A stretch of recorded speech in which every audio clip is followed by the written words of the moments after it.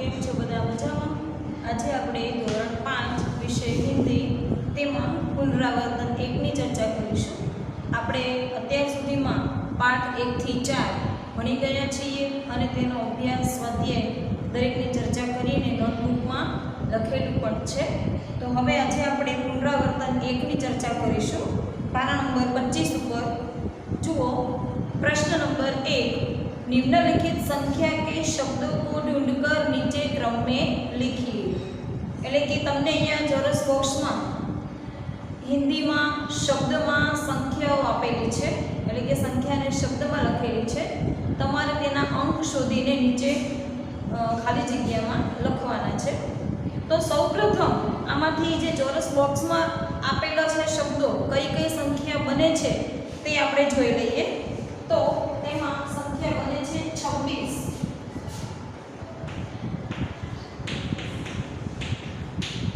પહેલી સંખ્યા છે 26, પછી 25,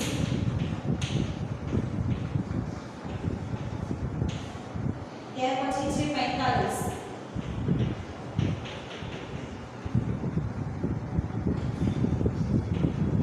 દરેક બાળક મારી સાથે ચોપડીમાં લખતા જશે. પછી 22,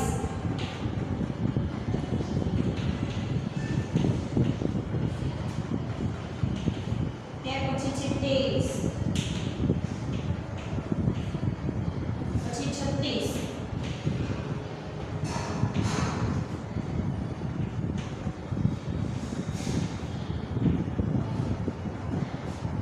ત્યાર પછી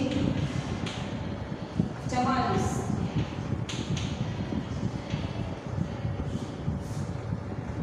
પછી 46,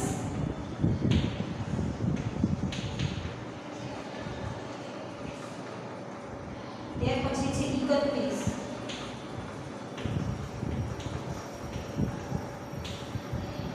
ત્યાર પછી છે 30,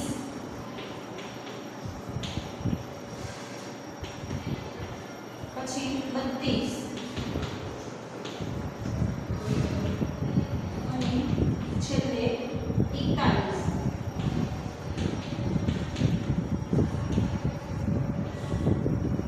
ચોરસ બોક્સમાંથી આ પ્રમાણેના તમને શબ્દો મળશે. હવે તેને આપણે અંકમાં લખવાના છે. અહીંયા આપણને સૂચના શું આપી છે કે સંખ્યા કે શબ્દો કો ઢૂંઢકર અંક में लिखिए. આપણે શબ્દ શોધી લીધા, હવે ખાલી જગ્યામાં તેને અંકમાં લખવાના છે. પણ આપણે શું કરીશું, ખાલી જગ્યામાં આ રીતે શબ્દોમાં પણ લખીશું અને તેની બાજુમાં અંકમાં પણ લખીશું. તો જુઓ અહીંયા 26, તો તેને આપણે હિન્દીના અંકમાં લખીએ આ રીતે 26, ત્યાર પછી 25, ત્યાર પછી 45, 22,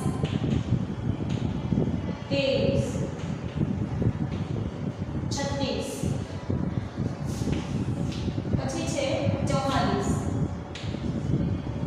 ત્યાર પછી 46, પછી 31, 30, 32 ને 41. બરાબર, આ આપણે લખ્યા અંકમાં. આ રીતે તમારે નીચે કોષ્ટકમાં લખવાના છે. ત્યાર પછી છે प्रश्न 2, ऊपर आपने जो शब्द लिखे उनका उच्चारण कीजिए. એટલે કે અહીંયા આપણે જે શબ્દ લખ્યા તેનું ઉચ્ચારણ એટલે કે તેને આપણે મુખપાઠ કરવાના છે, એટલે કે મોઢે કરવાના છે અને બોલવાના છે. તો આપણે ફરીથી તેનો અભ્યાસ કરીએ. તો કોષ્ટકમાં તમને જે સંખ્યાઓ આપેલી છે તે શબ્દમાં આપેલી છે, તેને શોધીને નીચે આપણે શબ્દમાં અને અંકમાં ખાલી જગ્યામાં લખેલું છે.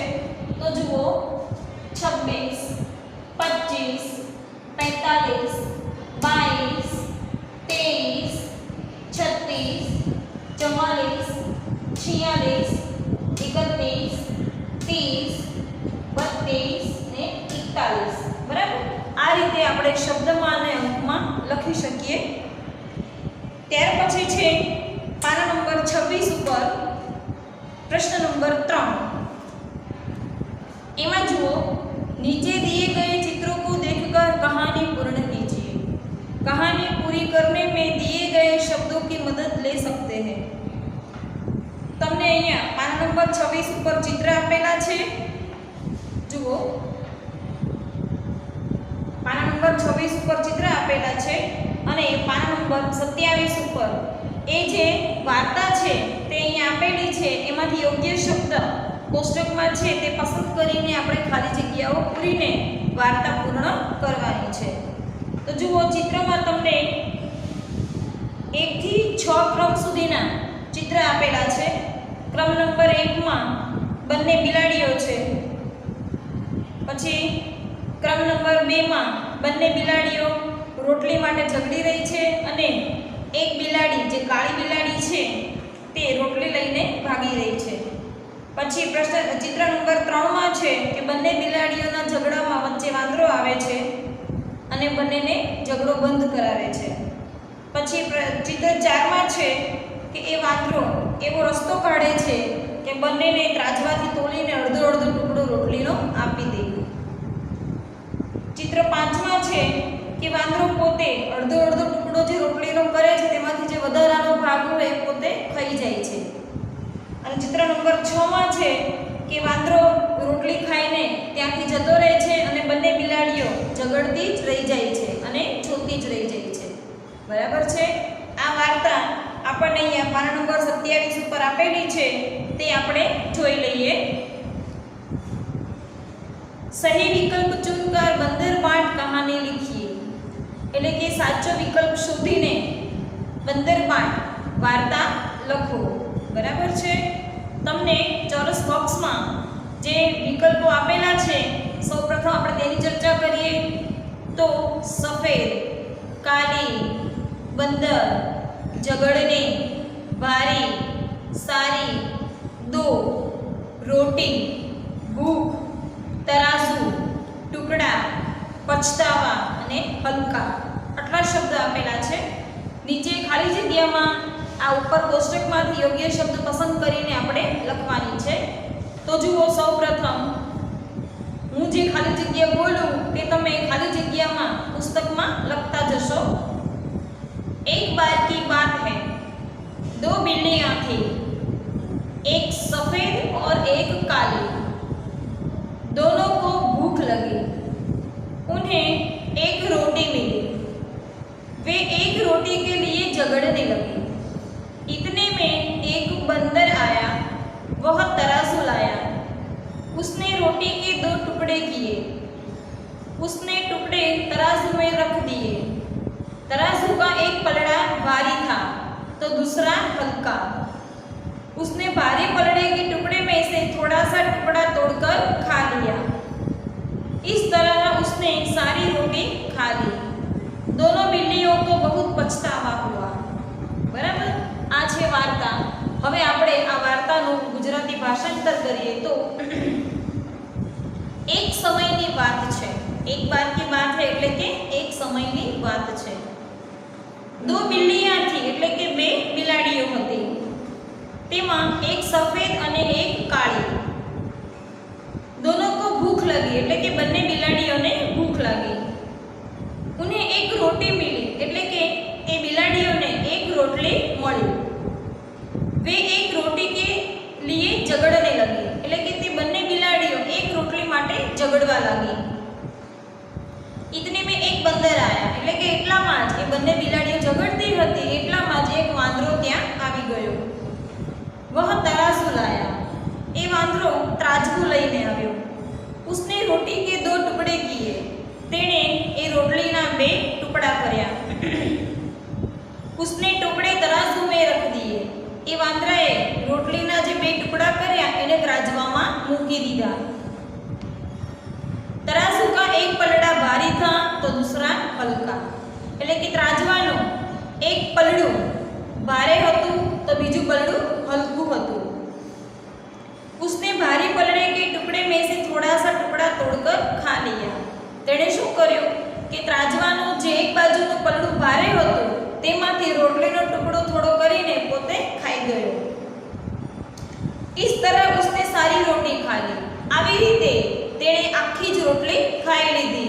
શું કરે, એક બાજુનો જે ભારે પલડું હોય એમાંથી થોડો ટુકડો લે ખાઈ જાય, તો આ બાજુનું પલડું વધારે નમી જાય તો એને એમ કે આમાં પણ ટુકડો વધારે છે પણ એમાંથી પણ ખાઈ લે. એમ કરતાં કરતાં બંને પલડામાંથી થોડી થોડી રોટી એણે ખાઈ લીધી અને એમ કરતાં કરતાં આખી રોટલી એ વાંદરો ખાઈ ગયો. દોનો બિલ્લીઓ કો બહુ પછતાવા હુઆ, એટલે કે બંને બિલાડીઓને ખૂબ જ પછતાવો થવા લાગ્યો. બરાબર છે. આ વાર્તા ઉપરથી આપણને શું બોધ મળે છે? આ વાર્તા ઉપરથી આપણને એટલો જ બોધ મળે છે કે બને ત્યાં સુધી ઝઘડો ન કરવો. જ્યાં સુધી શાંતિથી વાત પતે ત્યાં સુધી આપણે શાંતિપૂર્વક વાતનું નિવારણ લાવવું જોઈએ. બરાબર છે.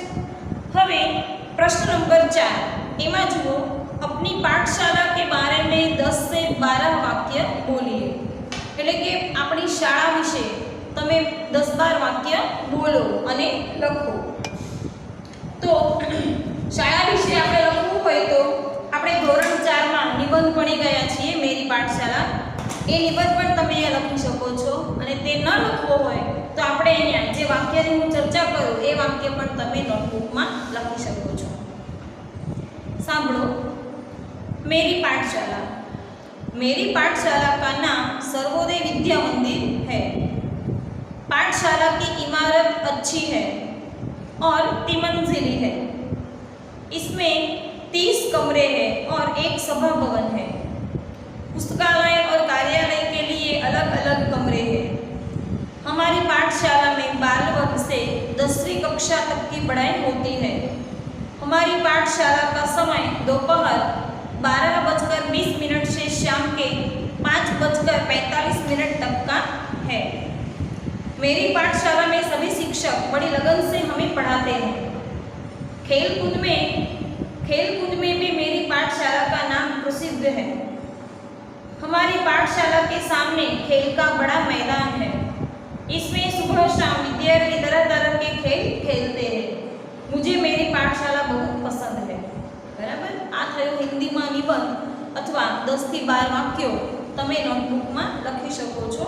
આપણે તેનું ભાષાંતર કરીએ તો મારી શાળાનું નામ સર્વોદય વિદ્યા મંદિર છે.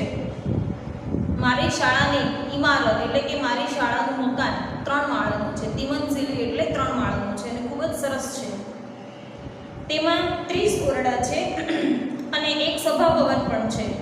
પુસ્તકાલય એટલે કે વાંચનાલય અને કાર્યાલય એના માટે અલગ રૂમ છે, અલગ ઓરડો છે. મારી શાળામાં બાલવર્ગથી 10મા ધોરણ સુધીનો અભ્યાસ થાય છે. મારી શાળાનો સમય બપોરના 12 વાગ્યા અને 20 મિનિટથી સાંજે 5 વાગ્યા અને 45 મિનિટ સુધીનો છે. મારી શાળામાં બધા જ શિક્ષકો અમને ખૂબ જ પ્રેમથી ભણાવે છે. રમતગમતનું મેદાન પણ મારી શાળામાં છે અને રમતગમત માટે મારી શાળા ખૂબ જ પ્રસિદ્ધ છે. મારી શાળાની સામે જ રમતગમત માટે એક મોટું મેદાન છે. તેમાં સવાર સાંજ વિદ્યાર્થીઓ અલગ અલગ પ્રકારની રમતો રમે છે. મને મારી શાળા ખૂબ જ પસંદ છે. બરાબર. આ રીતે આપણે લખી શકીએ. પછી પ્રશ્ન નંબર 5 માં આપકો પાઠશાલા में क्या पसंद है और क्या नापसंद है. તમારી શાળામાં તમે ભણો છો, આપણી શાળામાં આપણે ભણીએ છીએ તો આપણી શાળામાં અમુક વસ્તુ એવી હોય જે આપણને પસંદ હોય, અમુક વસ્તુ એવી હોય જે આપણને ન પસંદ હોય. તો જુઓ એના માટે क्या क्या पसंद है તેમાં જુઓ, मुझे मेरी पाठशाला में बगीचा, सभा भवन, मेरे सभी शिक्षक और मेरे सभी दोस्त पसंद है. मुझे सभी दोस्तों के साथ खेलना भी पसंद है. એટલે કે મારી શાળામાં મને બગીચો, સભા ભવન, દરેક શિક્ષક મિત્રો અને મારા મિત્રો મને પસંદ છે અને મારા મિત્રો સાથે રમત રમવાનું પણ મને પસંદ છે. ત્યાર પછી બીજું છે ક્યાં ના પસંદ હે. તમને શું નથી ગમતું? તો તેમાં આપણે લખી શકીએ कि मुझे अनियमित छात्र पसंद नहीं है, कठोर शिक्षक मुझे पसंद नहीं है और इधर उधर पड़ा हुआ कूड़ा फेंकने वाले छात्र भी मुझे नापसंद है. એટલે કે મારી શાળામાં મને અનિયમિત વિદ્યાર્થીઓ, પછી એકદમ કડક હોય, સ્ટ્રિક્ટ હોય તેવા શિક્ષકો અને જ્યાં ત્યાં પડેલો કચરો નાખવાવાળા બાળકો એ પણ મને પસંદ નથી. બરાબર. જો વિદ્યાર્થી મિત્રો અહીંયા આપણે પુનરાવર્તન 1 પૂર્ણ કરીએ છીએ. તમારે નોટબુકમાં પુનરાવર્તન 1 એમાં પ્રશ્ન નંબર 1 માં જે આપણે આ લખ્યું તે, પ્રશ્ન નંબર 2 માં આ વાર્તા અને પ્રશ્ન 3 માં આપણી શાળા વિશેના 10-12 વાક્યો એ તમારે નોટબુકમાં લખવાના છે. આપણે આની આગળના લેક્ચરમાં પાઠ 5 ની ચર્ચા કરીશું. Thank you.